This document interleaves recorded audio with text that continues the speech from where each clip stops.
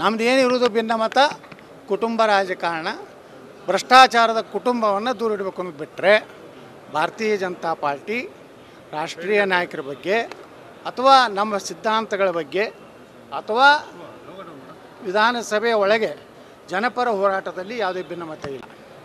KPSCದು ನಾವು ಗಂಭೀರವಾಗಿ ತೊಗೊಂಡಿದ್ದೀವಿ.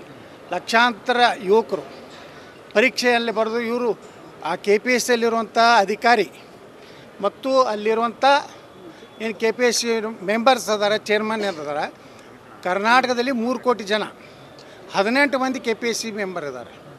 ಉತ್ತರ ಪ್ರದೇಶದಲ್ಲಿ 25 ಕೋಟಿ ಜನ, 6 ಮಂದಿ ಅಲ್ಲಿ UPSC ಅದಾರೆ. ಅಂದರೆ ಇಟ್ಟು 18 ಮಂದಿ ಏನು ಕತ್ತಿ ಕಾಯ್ಲಕತ್ತಾರ. ಕನ್ನಡ ಬರಲಿಲ್ಲ ಅಂದ್ರೆ ಕನ್ನಡನೇ ಕೊಲೆ ಮಾಡ್ಲಕತ್ತಾರ. ಕನ್ನಡ ಟ್ರಾನ್ಸ್ಲೇಷನ್ ಮಾಡೋದಲ್ಲ, ಇಂಗ್ಲೀಷ್ ಗೂಗಲ್ಗೆ ಹೋಗಿ ಟ್ರಾನ್ಸ್ಲೇಷನ್, ಇವನು ಮಾನ ಮರ್ಯಾದೆ ಐತ್ರೆ. ಕನ್ನಡ ಎಲ್ಲಿ ಟ್ರಾನ್ಸ್ಲೇಷನ್ ಮಾಡಬೇಕು? ನಮ್ಮಲ್ಲೇ ಕನ್ನಡ ಚಲೋ ಒಳ್ಳೆ ಅಧಿಕಾರಿಗಳದಾರ. ಏನೋ ಯಾವುದೋ IAS ಅದವ್ರಿಗೆ ನಮ್ಮದು ರಾಜ್ಯದವ್ರು ಇರೋದಿಲ್ಲ ಬೇರೆ.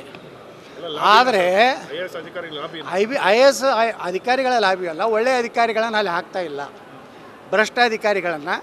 ಮತ್ತು ಈ KPSC ಚೇರ್ಮನ್ನು ಮತ್ತು ಎಲ್ಲ ನನ್ನ ಬಿಸ್ನೆಸ್ಗೆ GST ನೋಟಿಸ್ ಬಂದಿದೆ, ಏನು ಮಾಡಬೇಕು ಅಂತ ಗೊತ್ತಾಗ್ತಿಲ್ಲ. ಇಮಿಡಿಯೇಟ್ಲಿ ಒಬ್ಬ GST ಎಕ್ಸ್ಪರ್ಟ್ ಹತ್ರ ಮಾತಾಡು. ಎಲ್ಲಿ ಹುಡುಕೋದು? ಬಾಸ್ವಾಲಾ. Be the boss. ಏನು ಮೆಂಬರ್ ಅದಾರಲ್ಲ, ಇವತ್ತು ನಮ್ಮ ವಿದ್ಯಾರ್ಥಿಗಳು ಹಗಲು ರಾತ್ರಿ ಕಣ್ಣಲ್ಲಿ ಎಣ್ಣೆ ಹಾಕ್ಕೊಂಡು ಪಾಪ ಅಧ್ಯಯನ ಮಾಡ್ತಾರೆ, ಪರೀಕ್ಷೆ ಬರಿಬೇಕತ್ತಾರ, ಒಂದು ಒಳ್ಳೆಯ ಅಧಿಕಾರಿ ಆಗ್ಬೇಕತ್ತಾರ. ಆದ್ರೆ ಒಂದೊಂದು ಪೋಸ್ಟಿಗೆ ಅಸಿಸ್ಟೆಂಟ್ ಕಮಿಷನರ್ಗೆ 2 ರಿಂದ 3 ಕೋಟಿ ರೂಪಾಯಿ ಲೂಟಿ ಮಾಡ್ಲಕತ್ತಾರೆ. ಯಾರು ರಾಜಕಾರಣಿಗಳು, ಯಾವ ಅಧಿಕಾರಿಗಳು, ಕೆಲವೊಂದು ಮಂದಿ ಅದಾರಲ್ಲ ಭ್ರಷ್ಟ ರಾಜಕಾರಣಿಗಳು, ಭ್ರಷ್ಟ ಅಧಿಕಾರಿಗಳು ತಮ್ಮ ಮಕ್ಕಳು ಯಾರಿಗೂ ಕೊಡಲಿಲ್ಲ ಅಂದ್ರೆ, ಅವ್ರು ಯಾರೂ ಸೆಲೆಕ್ಟ್ ಮಾಡಲಿಲ್ಲ ಅಂದ್ರೆ ನಿನಗೆ KS ಮಾಡಿಸ್ಕೊಡ್ತೀನಿ, ನನ್ನ ಮಗಳನ್ನ ಲಗ್ನ ಆಗೋನು ಅಂತ ತಾಳಿ ಭಾಗ್ಯ ನಡೆದ. ಅದಕ್ಕೆ KPSCಯಲ್ಲಿ ತಾಳಿ ಭಾಗ್ಯ ಕಾರ್ಯಕ್ರಮ ಹಾಕ್ಕೊಂಡವ್ರು ಕೆಲವೊಂದು ಭ್ರಷ್ಟರು. ಅವ್ರ ಮಕ್ಕಳು ಹೆಣ್ಮಕ್ಳು ಯಾರಿಗೂ ಕನ್ಯೆ ಅಲ್ಲಿ ಹೊರ ಸಿಗಲಿಲ್ಲ ಅಂದರೆ ನಿನಗೆ KS ಮಾಡ್ತೀನಿ, PSI ಮಾಡ್ತೀನಿ, ನಿನಗೆ DSP ಮಾಡ್ತೀನಿ ಅಂತೇಳಿ KPSC ಒಂದು ತಾಳಿ ಭಾಗ್ಯ ಒಂದು ಕೇಂದ್ರ ಆಗಿದೆ. ಅದ್ರ ಜೊತೆಗೆ KPSC ಮೇಲೆ ಏನೂ ನಿಯಂತ್ರಣ ಇಲ್ಲ. ಮುಖ್ಯಮಂತ್ರಿ ಹೇಳಿದ್ರು ಅವ್ರು ಕೇರ್ ಮಾಡ್ತಾಯಿಲ್ಲ.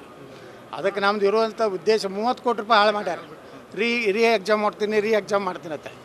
ಇದರಿಂದ ನಮ್ಮ ವಿದ್ಯಾರ್ಥಿಗಳು ಏನು ಭವಿಷ್ಯವನ್ನು ರೂಪಿಸುವಂಥ ವಿದ್ಯಾರ್ಥಿಗಳಿಗೆ ಇವ್ರು ಸರಿಯಾಗಿ ಕನ್ನಡ ಟ್ರಾನ್ಸ್ಲೇಷನ್ ಬರೋದಿಲ್ಲ ಅಂದರೆ ಎದಕ್ಕೆ ಕತ್ತಿ ಕಾಯ್ಲು ಹಾಕಿದ್ದು KPSC ಇದೆ.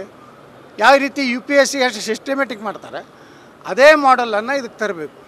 ಇದಕ್ಕೊಬ್ಬ ರಿಟೈರ್ಡ್ ಪ್ರಾಮಾಣಿಕ ಜಡ್ಜ್ ಇದರ ಮೇಲೆ ಉಸ್ತುವಾರಿ ಇಡಬೇಕು.